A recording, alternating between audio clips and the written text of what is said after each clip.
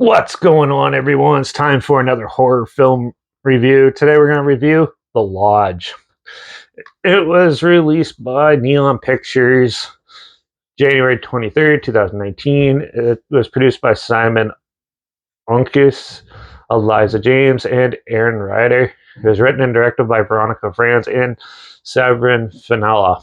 So Veronica Franz has done films like Goodnight Mommy, the 2014 remake, The Devil's Bath, Paradise Love, Paradise Hate, Paradise Faith, and Dog Days. And Severin Finella has worked with her on Goodnight Mommy 2014 and The Devil's Bath, but then he also did films like The Field Guide to Evil and Kern. This had a box office earnings of only $3.2 million.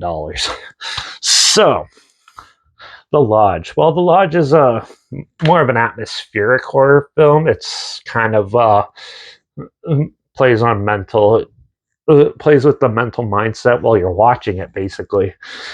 And it takes place. So a family. It starts off with a family that's having a little rough times, and the wife finds out that her husband wants a divorce, so she kills herself, and the parents and the kids are left grieving, and the dad's trying to move on. He has a new girlfriend, and he wants the kids to get along with their well, and so he plans a family trip to a secluded winter lodge where they're going to spend Christmas together. And as they get there, he gets called back for work, so they're stuck with the girlfriend, where they learn a lot more dark and disturbing aspects of her, even before they left. But when they're there, it really comes to light.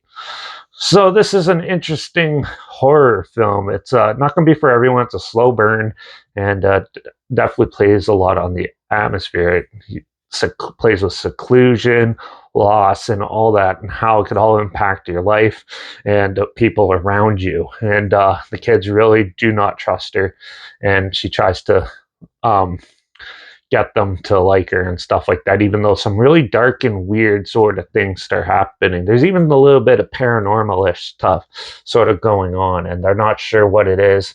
At first, um, they think she's going crazy, but then they realize the darker meaning, even though in the beginning they do sort of point at what she is, which is sort of a misdirection, sort of does go that direction. But overall, I thought this film was cleverly written. I really enjoyed the characters. Characters are pretty in-depth, and you definitely get the sense of dread that they're feeling, and you really feel for these characters, especially the kids in the lodge.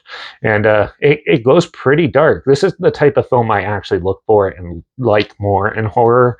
It nowadays is not jump scares or anything like that. It's more the atmosphere and stuff, like The Witch. If you like The Witch and films of that nature, Gwen, films like that, you're probably going to like this one a lot. And I actually thought it was better than I was expecting. Cinematography is really good. The music actually adds to the foreboding atmosphere, and the acting is really good. And overall, the story is engaging. It does take a little bit to start up, but overall, I thought this film was actually pretty well put together for what it is.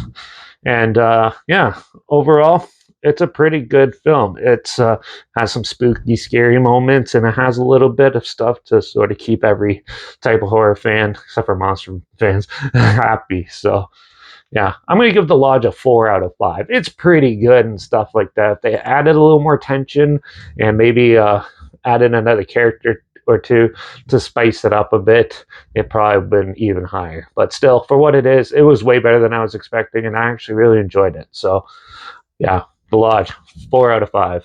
Definitely check it out. It is on Shudder and on Tubi, so I'll link Tubi down below so you can watch it for free down there. Also, make sure you check out my Instagram. It's linked down below. It's where I post clips of films I'm going to review in the future. All my stories, you put the film title in there and some history thing or fun fact thing in there as well. Also, my Letterbox down below, Derek P Reviews. That's where I post my first star rating after watching the films. And my Twitter's down below, reviews_Derek. So follow me on those platforms. Stay in loop with this channel. Like this video, share it to more people aware of it. Comment your opinions of the film down below if you have any. If you have any films or film franchise in any genre and on any streaming service that you want to hear my opinions on in the future, comment those down below too.